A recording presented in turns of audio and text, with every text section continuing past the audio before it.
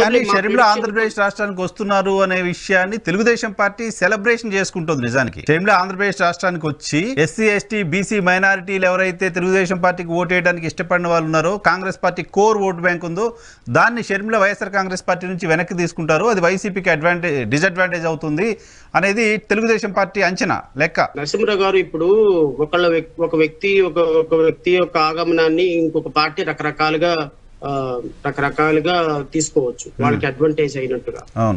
ఇప్పుడు for example నేను ఒక మాట అడుగుతాను, ఒక ప్రిడిక్షన్.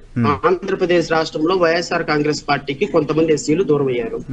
ఈ ఎస్సీలు దూరం అయ్యారు, ఎస్టీలు దూరం అయ్యారు, ముస్లింస్ దూరం అయ్యారు అనుకుందాం. యాంటీ ఇన్కమెన్సీ ఉంటుందిగా ఏ ప్రభుత్వం మీదైనా. 10-20% ఉంటుంది.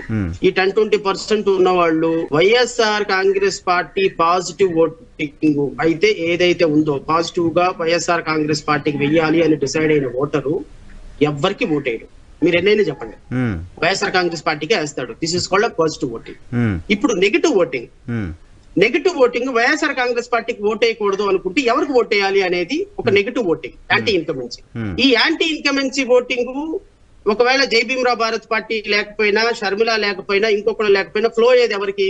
తెలుగుదేశం పార్టీ, టీడీపీకి. సో ఇప్పుడు ఈ టీడీపీ యాంటీ ఇన్కమెన్సీ ఓటింగ్ ని టీడీపీకి ఫ్లోట్ అవ్వకుండా మేము మా పార్టీలు ఆపుతున్నాయి. ఇక్కడ మా పార్టీల యొక్క రేపొద్దున మేము ఆపగలం.